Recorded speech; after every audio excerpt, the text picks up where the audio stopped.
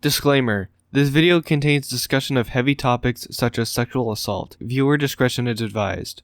So I know I'm pretty late to covering this situation. In internet time I'm practically talking about the Stone Age, but I thought it was important to cover anyway and give my thoughts on the whole situation, especially since Kwite is personally one of my favorite YouTubers. I'm going to be going over everything that I know and has happened in this situation so far, so without further ado, let's get right into it. The situation started when a Twitter user by the name of @Nyasputin, also known as Orion, came out with a twitlonger explaining in excruciating detail of how Kwite, a formerly anonymous commentary YouTuber, not only mistreated him as a friend, but was also transphobic, homophobic, and worst of all, raped Orion in the backseat of their own car. He also explains how apparently they had come up with Kwite's entire persona and even drew talking expressions of his character that he never used. Orion's tweet blew the fuck up. At the time of me writing this, 14.5 million people have seen the tweet. When something as big as this comes out against a prominent figure, of course there's going to be a Twitter hashtag. The hashtag used was #DropKwite. In this hashtag, you could find people in either full support of Orion, doubting the allegations, or just staying completely neutral so as to not jump to conclusions. It also spawned some of the most brain-dead takes I've ever seen, but we'll get to that later. It's also important to note that in September 2018, Orion tried speaking out against Kwite in a video called Giving Kwite the Axe by Suspicious. We'll return to it later. The alleged rape Orion had gone through happened in February 2018. In response to this situation, Kwite's Discord server went bananas and was supposedly shut down by mods. People were led to believe Kwite had deactivated his Discord account, but later came to announce that he would be releasing a video in response to the allegations. Kwite's Twitter replies and YouTube comments were flooded with people talking about the allegations, including myself, and due to the allegations, Kwite lost a whopping 70 to 80,000 subscribers on his main YouTube channel and 56.6 thousand followers in total on both his Twitter accounts. In the 2.5-week period between the allegations and Kwite's response, a number of things happened. First is that a YouTuber was not only milking the situation, but was also faking screenshots of Kwite on Discord in order to tarnish his reputation even further, where in the screenshots he apologizes and admits to sexually assaulting Orion. Orion came out with a tweet denying these screenshots and confirmed that Kwite had not released a response yet. Another thing that happened was that people were really starting to doubt Orion. First, the evidence he provided when making the allegations wasn't really solid proof that Kwite assaulted him, only Discord messages and images of him and Kwite together. So naturally, people asked for more evidence from Orion. In response, Orion blocked the people asking for more evidence. Totally not a thing a liar would do, but anyway. Another thing that made people doubt him was this blue bar at the bottom of every tweet. Now, if you're not on Twitter, bless your soul, this basically means that the only people that can respond to Orion's tweets are his mutuals, which makes him seem even more suspicious.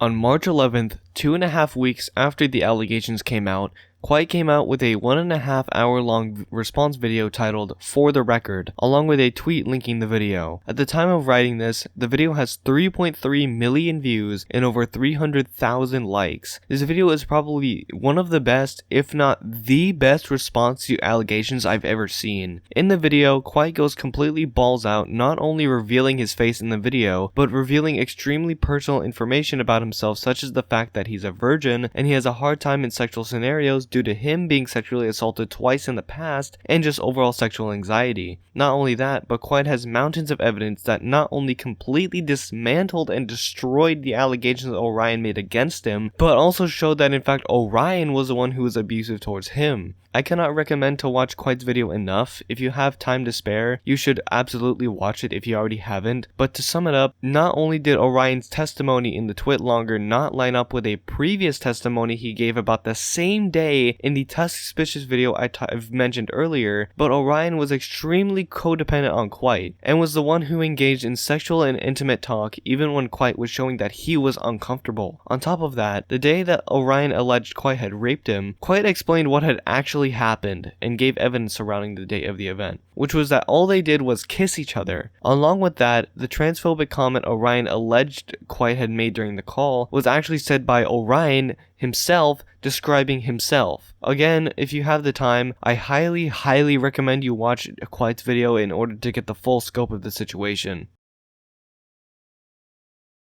So after Kwite dropped the top tier banger response of all time, Orion seemed to have panicked. They released 2 tweets after Kwite responded, one talking about how he'll get to watching it in a bit, and the other releasing a medical document of a PTSD diagnosis caused by a sexual assault incident. Now if you know anything about legal documents, which I don't, but luckily people on Twitter do, you can clearly tell that this document is completely fake. You can pause the video if you want to see everything wrong with the document as pointed out by Twitter user @L_Arctis. But the main tellings that this document is fake are 1. These lines were copy and pasted from the symptoms and causes list for PTSD on the site Mayo Clinic. 2. Those very lines I was just talking about were repeated, which couldn't happen in a real document as real documents are proofread constantly. And 3. The forged signature at the bottom. Now, how do we know the signature was faked? Well, a Twitter user by the name of @KingKodaYT revealed that Orion had messaged them about the situation with a part of the document uncensored,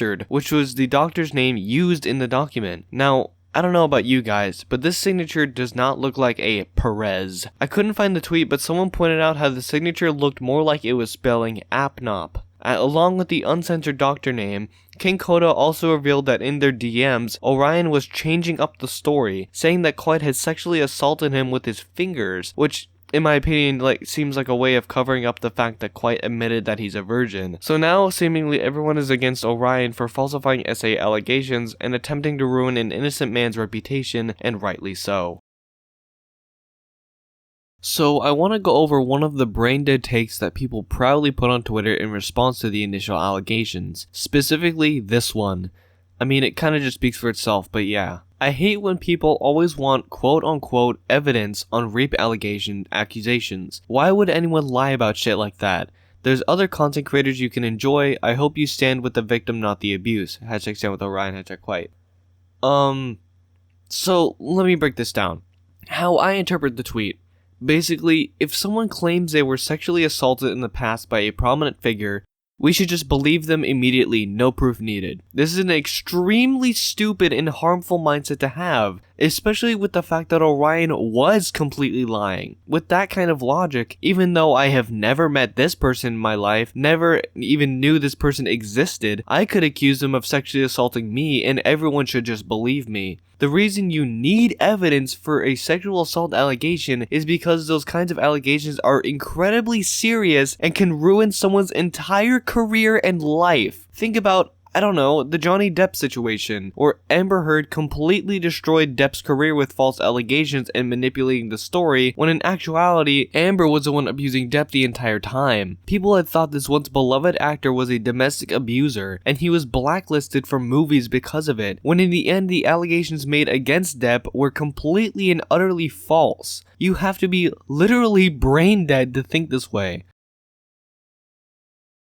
So my thoughts on the situation.